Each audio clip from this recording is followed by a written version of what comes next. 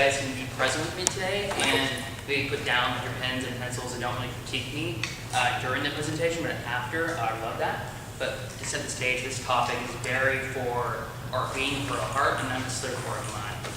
So, pen taking is for mine. Alright, the triune of illusion. Believing our thoughts, attachment, and resistance. These are the three that make up the triune that I just created. And my goal is for you to have an insight into these three, how they kind of evolve and how they incorporate in your life.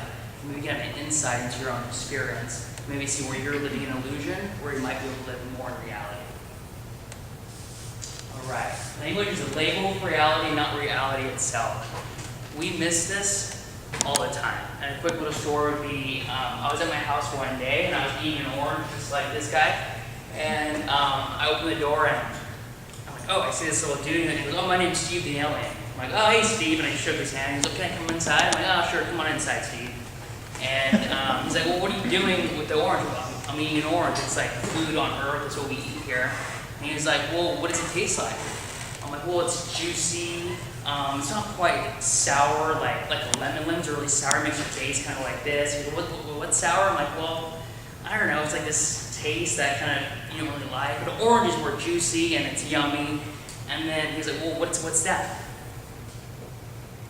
And I pause. I'm like, well, I can't tell you what an orange tastes like. Like you just gotta eat the orange. So this is the first point of his speech is we can only talk about our experience. We can't actually put it into words. But whenever we're in arguments, whenever we are thinking we're right, we think that our words are describing reality, but they can only touch the surface of it. We cannot put any experience into language. We can only, it's a symbol. So it's very important especially for the next distinction. One thought believed separates heaven from hell. So when we believe our thoughts, we start living in this illusory state. And Adishanti calls it hell, but reality is more considered heaven. So one thought belief puts us in this delusional state. And it's kind of like when you put on orange sunglasses, and you put them on at first, you see the world in this orange tint, and you're like, okay, it's like different. But then after 30, 40 minutes, maybe an hour, the whole world looks like an orange tint. You don't even notice that it looks that way, it's that way. So our belief systems are much like this. We get them early on in our childhood, and then we don't know we're seeing through this belief system, and it's distorting our perception of reality. So attachment and resistance to what is. So whenever we attach onto something or resist something, we are basically in static in the dynamic world. The only constant in the world is change. So whenever we become static, we're missing something. We're attaching onto something. And what does this mean to this whole triad? Well, attachment and resistance are basically, they tell us that we're believing a thought. We're believing a certain thought, and we're operating from an illusory state. So if we're attaching onto something like, okay, I really want this car. So, this is called inquiry. So it's like, I really want this car. Well, why do I want this car? Well, I want this car because I'm going to look great. Well, why do I want to look great? Well, because I'll feel better about myself. Well, why do I want to feel better about myself?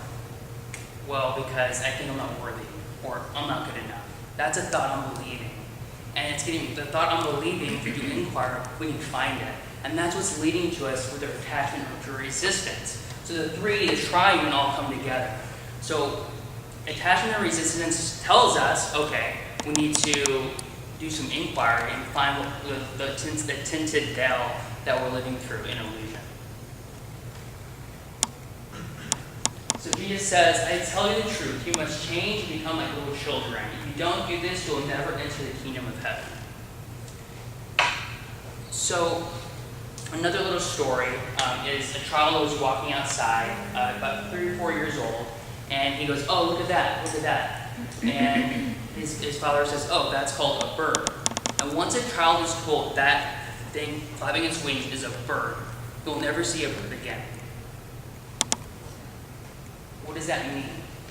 It means he puts a label on that thing in the sky, and he sees the concept of the bird, not the actual reality of it. Then he sees, oh, that's a tree. Oh, that's mom, that's dad, that's a stranger, that's a teacher. And he starts living in this illusory state. And it's those tints of veils, right? At first, you might see that it's a veil, but you start living that way, and that belief system becomes part of reality. So, what is Jesus saying here? Well, he's saying before we learn language, like when we're 3 or 4 years old, you can look at children. They're super creative. They're in the moment. They love what they're doing. They're pretty harmonious with each other. They play. They're living in this wonderful state, and we all see that. Well, what is that state? That state is actually reality. It's just what is. And before they learn the language and the distortions of illusion, then that's when they start breaking. That's where most adults are. So the trick is, like Jesus says, is to become like children again. And we do that by finding our limiting beliefs.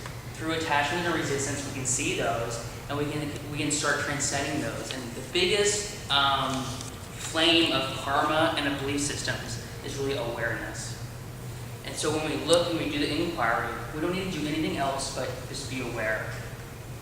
And then flame will burn out. And what will be present will not be some made up thought or image in our head. It'll be what is. It'll be reality.